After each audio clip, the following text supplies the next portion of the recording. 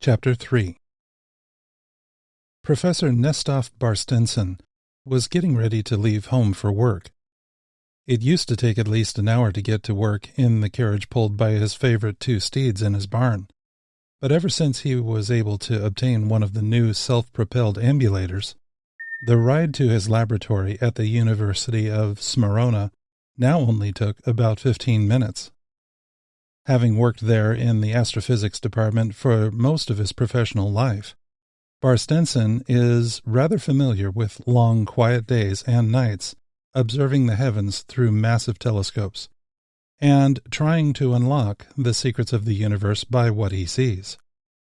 Discoveries seem to be coming regularly these days among him and his contemporaries, and in fact, it was only recently that a colleague of his successfully detected a seventh planet in the local solar system. This feat was quite amazing, considering that it was so far from Traxxas. Today, though, wasn't going to be quiet, not by a long shot. "Honeys, have you seen my glasses?" said Barstenson, while gliding around the family room. Looking up with a look of mild exasperation, he spied not only his female mate, Vinsana, but also his remale mate, Ren Teshoy, nursing their newborn baby. Looking up at him from the morning newspaper she was reading, Vinsana smiled and strode over to stand in front of him. With an even wider grin, she kissed him, reached up, and dislodged the pair of spectacles that were sitting on top of Barstenson's head, placing them on his nose. "You know, Mr. Nestov," said Ren Teshoy from across the room, "there's an old saying about how if it was a serpent." The two of them started laughing, much to the chagrin of their male mate. "Sometimes," he said, "I get the feeling like I'm getting ganged up on." "Oh, you love it and you know it," replied Vinsana. "Mm-hmm," was the only reply he was able to manage in the face of such collusion on the part of his mates. They were right, of course, but he wasn't about to relinquish that little victory to them. Not right now, at least.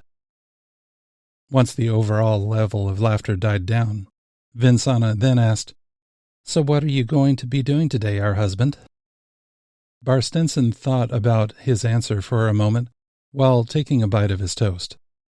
He knew that the task of the day was classified top secret by the government lackeys that had basically invaded his department the day before, and so he wasn't allowed to say what was really going to happen. No, but he needed to come up with something that was reasonably plausible to his ever-inquisitive mates. He decided he would have to make a pit stop in the office of his colleague, Professor Linson, and talk to him briefly about his planetary discovery. He meticulously avoided anything that came close to lying to his mates, and so he would go there for 5 minutes today to satisfy his sense of truthfulness and propriety. "Remember how I told you that Linson Bargemore discovered a seventh planet and that he published his findings last week? I'm going to stop by his office and talk about the effect of redshifted light on his detection equipment. I'd like to see if he learned anything that I could put to use on my research," replied Barstenson. "Okay, maybe 10 minutes. As Barstenson predicted, Vinsana and Ren Teshoy looked at each other and simultaneously made like the very thought of such a conversation was putting them to sleep. Barstenson was pleased that his reply was received exactly the way he had hoped, and would result in no more questions about the day. No, today was not only a hush-hush day, but it was one that he was extremely looking forward to personally.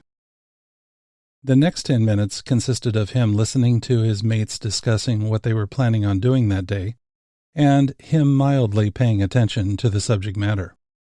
He seemed distracted this morning, but that wasn't necessarily unusual, and so it didn't raise any further interest on the part of his mates.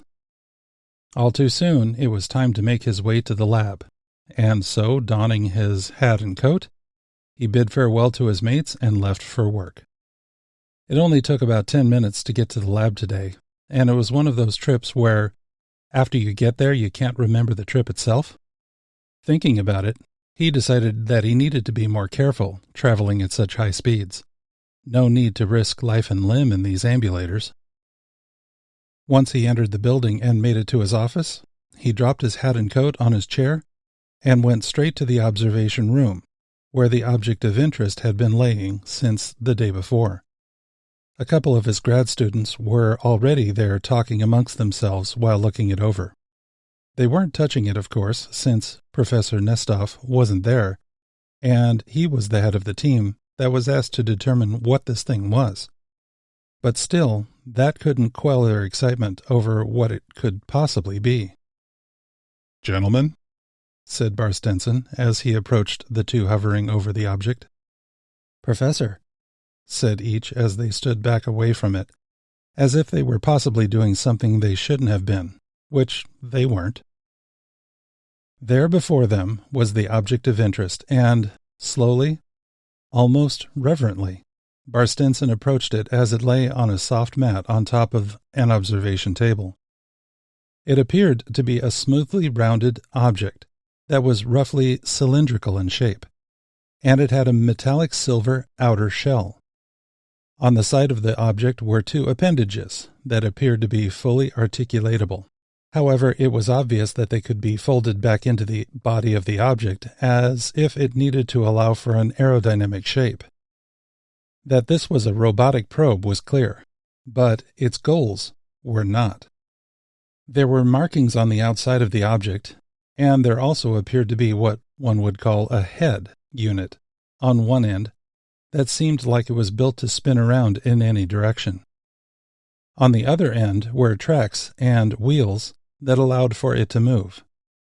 Small, shiny glass windows were in various places, and there seemed to be access panels peppered all over.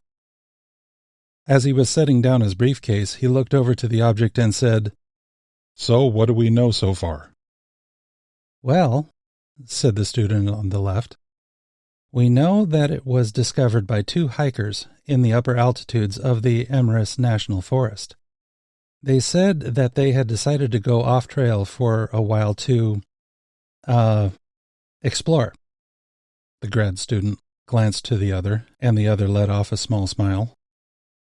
"And they said that as they came to a clearing, they heard a noise that sounded mechanical, and not something that would normally be heard in the forest. After walking toward the noise, they eventually came to a meadow where they saw movement among the brush.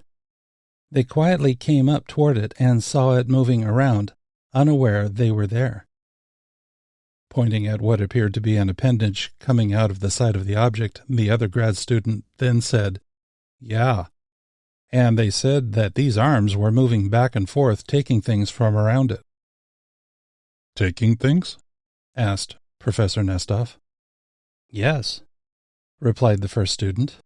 "For the lack of a better description, it appears it was gathering samples from the plant life around it, and then digesting, or at least doing something with it behind this door here." The student pointed at what appeared to be a door on the belly of the beast. Said Professor Nestov as he walked forward to the item while putting on his glasses. As he approached, he observed some markings, and how some of those markings were on the door itself. "Has anybody been able to decipher these markings?" asked the professor. "As you requested, we sent drawings of them up to the chairman of the Language Arts Department, Professor Sullivan. But we haven't heard back from her yet." The professor didn't respond as he continued to look it over. Reaching into a drawer underneath the table where the item laid, he pulled out a magnifying glass and looked into one of the glass windows. "Interesting," he said more to himself. "What's interesting?" asked one of the students. Handing the magnifying glass to his student, he responded, "If you look closely at this window, you can see that behind it there appears to be what looks like a lens of some kind." While letting the student look at it for himself, he got a faraway look on his face and said, "You know how they have been doing that new thing where you can make images of things through lenses and then put the image on paper where it will stay permanently? I'm wondering if this can do the same thing. You're talking about a camera, right? I've seen those things, and they're pretty big. You think this one has one completely inside of it? Asked one of them. Now, my young apprentices, is the time for nothing but questions. We mustn't get into the habit of looking for too many answers before we know what the questions are in the first place. If you do that, it can be all too easy to pursue a line of assumptive logic that doesn't take into account all the observable facts. Yes, sir, replied the two students. Just then the phone rang, and one of the students walked over to answer it. Hello? Yes, I'll get him for you. Looking over at Professor Nestoff, he said, Professor Nestoff, there's a man from the governmental center that wishes to speak with you. The professor handed the magnifying glass to the other student and walked over to the wall where the phone was hanging. This is Professor Nestoff? Yes, Professor Nestoff. This is Bradine Barquez from the Office of Scientific Intelligence. We spoke last night when we brought the object to your office. Yes, Mr. Bradine, what can I do for you? Professor, I'll get right to the point. As I said to you last night, the object in your current possession has been classified as top secret by the Prime Officer himself. And to that end, I have to insist that dissemination of information about it be cleared by my office first. Do you understand? Yes, of course, replied the now quizzical professor. Well, Professor, I was made aware that your grad students have shared images of the writings on the outside of the item with a Professor Sullivan. Is that correct? Now recognizing the reason for the current line of questioning, Barstenson said, Professor Sullivan? In the Language Arts Department? On hearing that name, the two grad students looked up and instantly thought to themselves that they might be in trouble for having sent those pictures over, although it was the professor who had suggested they sent them. Mr. Bradine, while I can understand that you need to keep a lid on this project, you must first realize that Professor Sullivan is a very trustworthy individual. I have worked with her for the better part of 2 decades, and wouldn't have any problem trusting her with anything on this project. Oh, I'm quite aware of her track record, and I have just cleared her for working on this project. But I must stress to you that any leaks of information must and will be cleared by this office first. Do I make myself clear, Professor? Curtly replied Mr. Bradine. Unaccustomed to being strong-armed by anybody, the professor paused, and then said, Completely. Thank you, Professor. You are authorized to use the services of Professor Sullivan, but I trust you will impress upon her the secrecy of this project? Thank you, Professor. The caller then hung up the phone without waiting for a response. Professor Nestoff slowly hung up the phone as he turned back to the observation table and said the first thing on his mind. Rude. What was that all about?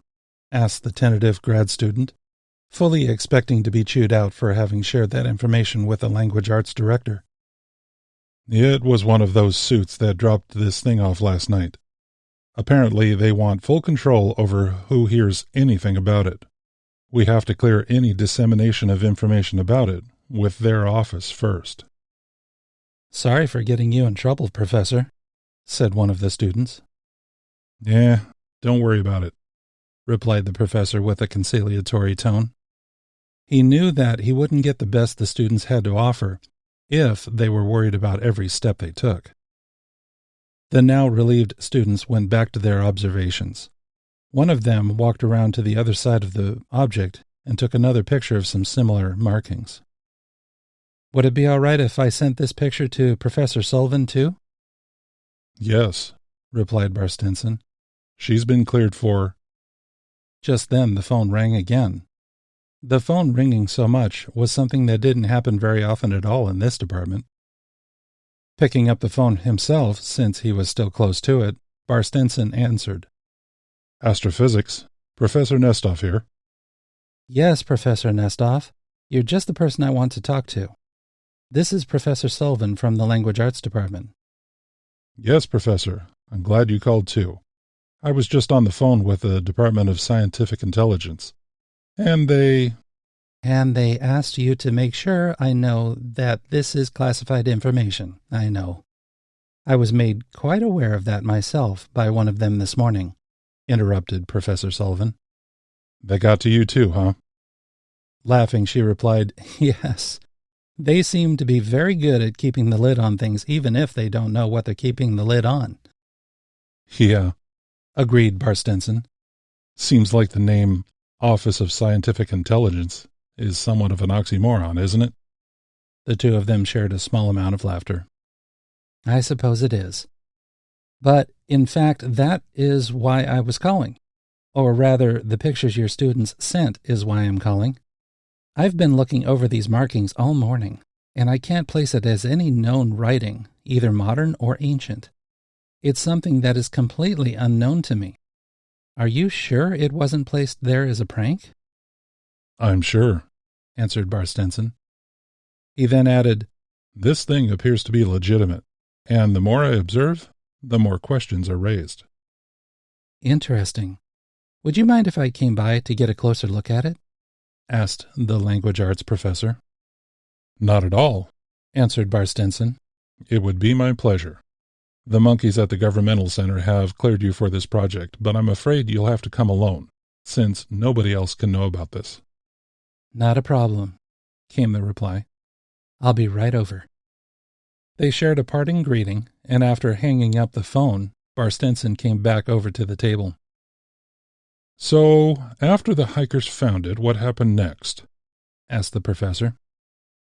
Looking up from taking a close look at the object, the taller of the students replied, According to their statements, they said that after watching it for a while, one of them moved to get closer. They said that after watching it for a while, one of them moved to get a closer look, and in doing so made a sound. They thought that they may have stepped on a twig that snapped. Anyway, when that happened, apparently this headpiece swung around and pointed this part, the student pointed at a protrusion on the headpiece, at the hikers. The two of them froze, not knowing what was going to happen next. Apparently, both the hikers and this object sat there for a few minutes without moving. They said that after a few seconds, all the lights on the object seemed to shut off, and that is how it has remained until now. Lights? Where did it have lights? The student pointed at 4 of the small glass panels and said, They said that glass panels here, here, here, and here were really bright when they came upon it, but then went dark like they are now. So, these are lights, said the professor. Apparently so, replied the same student. The room remained quiet for several minutes, while all three made their observations. One of the students was exceptional in his ability to draw, and so a big part of his method of observation involved detailed drawings of the item. He felt that drawing something forced him to observe details that others might have all too easily skipped. After a few minutes, there was a knock on the locked door, and after checking to see who it was, the door was opened, and in came Professor Sullivan. "Hello, gentlemen," greeted the cheery instructor. Her blue eyes didn't seek out those of her companions, though. She was much more interested in the object itself. Approaching the observation table, she shed the items she had been carrying onto the floor and whistled under her breath. With eyes darting back and forth, she asked, "Have you done any metallurgical analysis?" "Not yet. We actually just got it last night and are only now figuring out what we want to do," replied the older grad student. The younger of the two reached over to a list of tasks that the two had been making before Professor Nestoff arrived. "Here's a list of what we thought would be a good place to start," said the younger one. Professor Nestoff took the list and reviewed each step. "These are good. You might want to include an acid etch analysis of the metal cabinet." "That's right," added Professor Sullivan. You might also want to... Just then, a definite click happened in the object, and what sounded like a motor began to make a sound.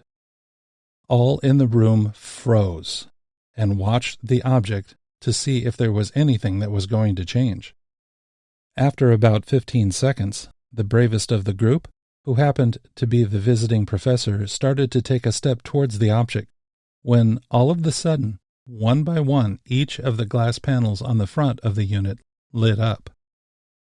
The object that had been laying on its side then extended its articulated arms and uprighted itself, such as it was now sitting on its wheels and tracks on the one end. And what was now being thought of as the head was now sitting on the top. The head unit swung itself in a circular direction until the part of the head that was more pointed stopped, while pointing at the group of professors and students who had by this time gravitated toward each other in a tightly knit grouping. Just then they heard something strange come from it. B'yeju gan eoye b'yaud roye? Did you hear that? Asked a very excited grad student. The two professors didn't pay attention to which one said it. It sounded like a man speaking, said Professor Sullivan, didn't it? Just then it happened again. Gan eoye, roye ke, oyeth habath heye ele astronomen. It did.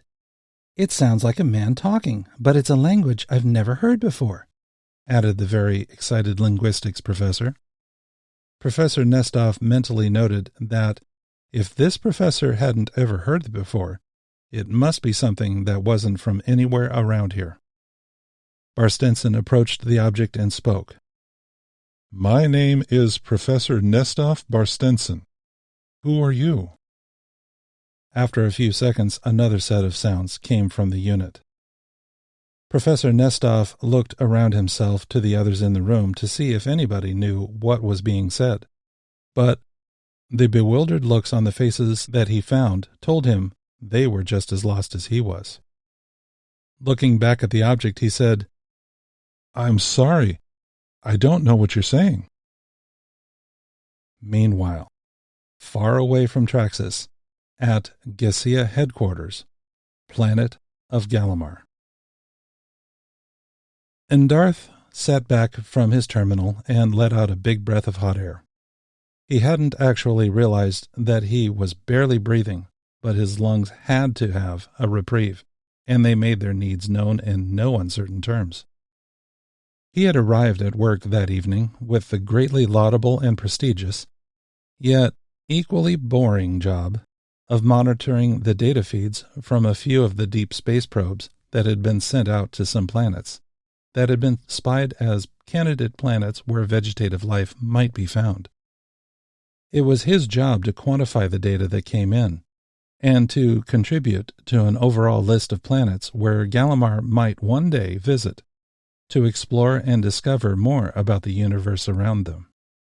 Upon getting to his post, one began to review one by one the feeds that were coming in to his workstation. But eventually he came upon one probe, the one designated as NX-62, as not responding. In fact, it hadn't been sending any data for the last 22 hours. Great. Looks like we might have a dead bird, he said under his breath. Reaching to his keyboard, he called up the logs outlining the last transmissions from this probe. Acquiring candidate for new sample. Analyzing candidate with spectral analysis. Found organic compounds, carbon, H2O, proteins, natural sugars. Transmitting image of sample to mission control. Proceeding with level 2 sample analysis. Interrupt. Unexpected input. Secondary systems shutting down. Awaiting command. This immediately intrigued Endarth, because it was very rare that a planet actually had complex life on it. From that initial spectral analysis, it seemed that this probe might have found it, and it might even be something qualifying as vegetation. Noting that the probe apparently sent back an image file, Darth called up the images folder dedicated to this probe, and, sure enough, there was one image. Opening the image, Darth was completely blown back in his seat by not only the one plant the probe was observing, but the overall explosion of plant life in the image now before him.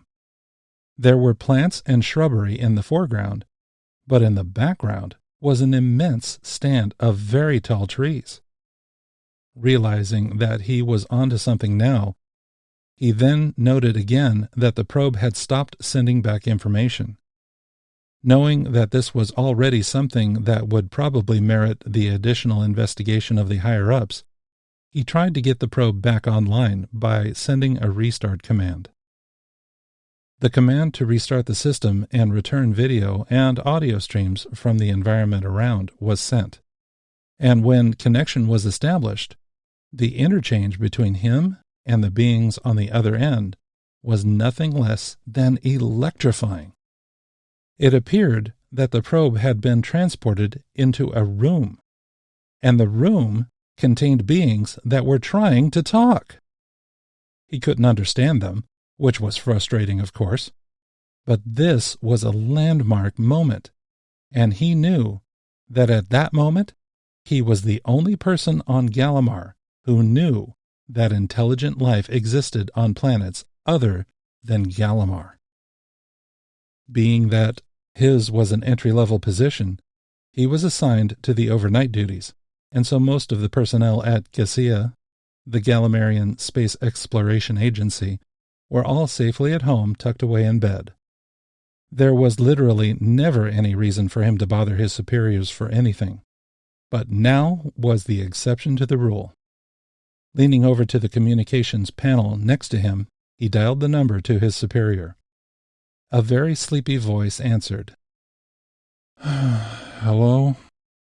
Yes, sir, this is Level 1 Probe Engineer Darth, and I am calling with a situation. Wiping sleep from his eyes and clearing his throat, the supervisor slurred, What's your situation, Darth? Sir, I've been monitoring the feeds from Deep Space Probe NX-62, and I've encountered something you will want to know about, replied Darth. Settling back down into his pillow with his communications device up to his ear, he replied with closed eyes, And what is so important that it couldn't wait until the morning? Sir, I've encountered a race of beings that are speaking a language that I can't understand. The supervisor's eyes snapped open. One more time? Now instantly awake, the supervisor sat up in bed, waking up his wife in the process. I am, Darth stuttered and cleared his throat. This is Level 1 Probe Engineer Darth, and I'm monitoring Deep Space Probe NX-62. I was taking samples of... The part about language, Engineer, interrupted the supervisor. Oh, yes, sir. I said, I've encountered a race of beings that are speaking a language that I can't understand, came the reply. There was a long silence on the phone, so long, in fact, that the junior engineer thought that maybe the line may have gone dead. Sir? A few more seconds of silence, then the supervisor said slowly, You've made contact with a race of intelligent beings. Yes, sir. On another planet. That last comment caused the supervisor's wife to gasp as she looked at her husband with wide eyes. Yes, sir, replied Darth. And they're speaking a language. Yes, sir. Another long pause. Are you telling me you've made contact with the first intelligent race Galimar has ever encountered? Yes, sir, was the short and yet incredibly monumental reply.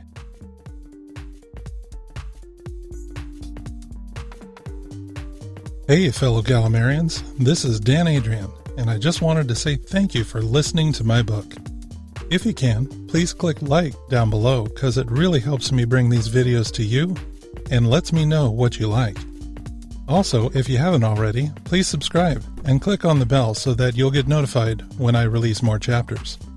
If you have any questions about this or any other of my books, or if you want to know more about what it takes to write a novel like this one, please make sure you leave your question in the comments below.